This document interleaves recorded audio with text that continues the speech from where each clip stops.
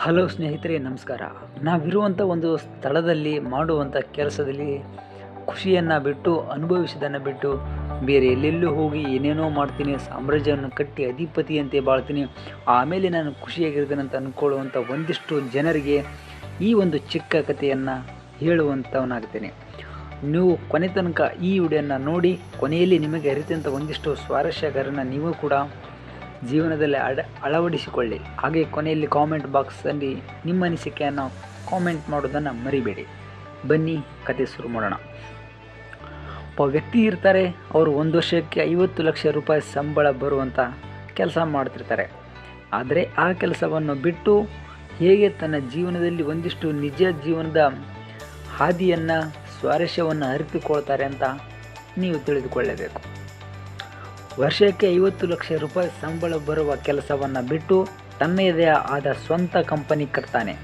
ಆದರೆ ಆ ಕಂಪನಿಯನ್ನು ಮುಚ್ಚುತ್ತಿರುವ ವ್ಯಕ್ತಿ, ಎಷ್ಟೋ ಜನರು ಸ್ವಂತವಾಗಿ ಏನೋ ಮಾಡಬೇಕು ಅಂತ ಇಷ್ಟವಿಲ್ಲದ ಕೆಲಸವನ್ನು ಕಷ್ಟಪಟ್ಟು ಮಾಡಿ ತಮ್ಮ ಕನಸಿನ ದಾರಿಯತ್ತ ಜಾರ್ತಾರೆ. ಆದರೆ ಈ ವ್ಯಕ್ತಿ ಕಟ್ಟಿದ ಕಂಪನಿಯನ್ನು ಮುಚ್ಚುತ್ತಿದ್ದಾನಲ್ಲ, ಏನು ಇವನು ಕತೆ ಅಂತೀರಾ? ಬನ್ನಿ ಒಂದ್ಸರಿ ಅರಿತುಕೊಳ್ಳೋಣ.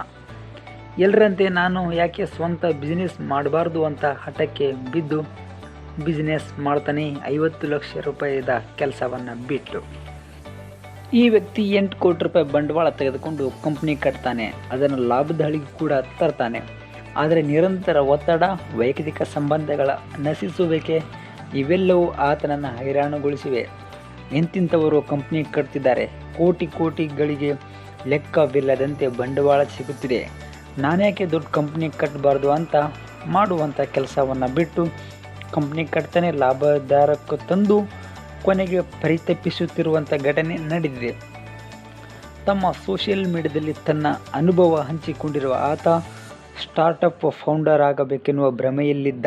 ತನಗೆ ವಾಸ್ತವ ಏನೆಂದು ಅರಿವಾಯಿತು ಎಂದು ಹೇಳಿಕೊಂಡು, ಏನಾದರೂ ಕಂಪ್ನಿಯಲ್ಲಿರೋದು, ಆನ್ಲೈನ್ ಆದರೂ ಕಂಪ್ನಿಯಲ್ಲಿರೋದು, ಇಮೇಲು, ವಾಟ್ಸಪ್ಪು, ಅದು ಇದು, Google meeting, fresh meeting, online broadcast, ಬೆಳಗ್ಗೆ ಆದರೂ ಕಂಪ್ನಿ, ಮಧ್ಯಾಹ್ನ ಆದರೂ ಕಂಪ್ನಿ, ಈ ಥರ ಕಂಪ್ನಿ ಅಂತ ಇರ್ತಿರುವಂಥ ವ್ಯಕ್ತಿ ತಮ್ಮ ವೈಯಕ್ತಿಕ ಸಂಬಂಧಗಳು ಏನಿರ್ತಲ್ಲ, ಫ್ಯಾಮಿಲಿಯವರಿಗೆ ಟೈಮ್ ಕೊಡೋಕ್ಕಾಗಲಿಲ್ಲ, ಅವ್ರ ಜೊತೆ ಪ್ರೀತಿಯಿಂದ ಸಮಯವನ್ನು ಕಳೆದುಕೊಳ್ಳೋಕ್ಕಾಗಲಿಲ್ಲ. ಹಾಗಾಗಿ ಆ ಸಂಬಂಧಗಳು ಕೂಡ ಒಡೆದು ಹೋದವು. ಇನ್ನು ಮಾನಸಿಕ ಸಮಸ್ಯೆ ಕೂಡ ಹದಗೆಡುತ್ತಾ ತೊಡಗಿತು. ಯಾವುದು ಕಟ್ಟಿ ನಾನು ಯಶಸ್ವಿಯಾದೆನೋ ಅದೇ ನನ್ನ ಜೀವನದ ಸ್ವಾರಸ್ಯವನ್ನು ಅಳಿಸಿತು ಅಂತ ಅವನಿಗೆ ಕೊನೆಯಲ್ಲಿ ಅರ್ಥವಾಯಿತು. ಈಗ ಆ ಕಂಪನಿಯನ್ನು ಮಾರೋದಕ್ಕೆ ತಯಾರಾಗಿರ್ತಾನೆ. ಸ್ನೇಹಿತರೆ, ಕೇಳಿದ್ರಲ್ಲ, ನಾವಿರುವಂಥ ಒಂದು ಸ್ಥಳದಲ್ಲಿ ಖುಷಿಯನ್ನು ಹುಡುಕಬೇಕು, ಅದನ್ನು ಅನುಭವಿಸಬೇಕು.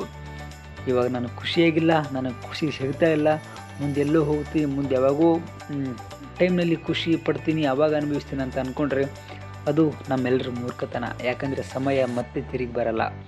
ಮುಂದಿನ ಸಮಯದಲ್ಲಿ ಅದು ಖುಷಿಯಾಗಿರುತ್ತೋ ದುಃಖವಾಗಿರುತ್ತೋ ನಮ್ಗೆ ಗೊತ್ತಿಲ್ಲ. ಆದರೆ ಈ ಸಮಯದಲ್ಲಿ ನಾವು ಖುಷಿಯಾಗಿರ್ತೀವಿ ಅಂತ ಅಂದ್ಕೊಂಡ್ರೆ ಖುಷಿಯಾಗಿರ್ಬೋದು, ದುಃಖವಾಗಿರುವಂಥ ಸಮಯದಲ್ಲಿ ಕೂಡ ನಾವು ಖುಷಿಯನ್ನು ಕಂಡುಕೊಳ್ಬೋದು. ಇದೇ ಒಂದು ಜೀವನದ ಚಿಕ್ಕದಾದ ಸ್ವಾರಸ್ಯ ಕತೆ ಇಲ್ಲಿಗೆ ಮುಗೀತು. ಮತ್ತೊಂದು ಕಥೆಯಲ್ಲಿ ನಿಮ್ಮ ಜೊತೆ ಮಾತಾಡ್ತೀನಿ. ನಮಸ್ಕಾರ.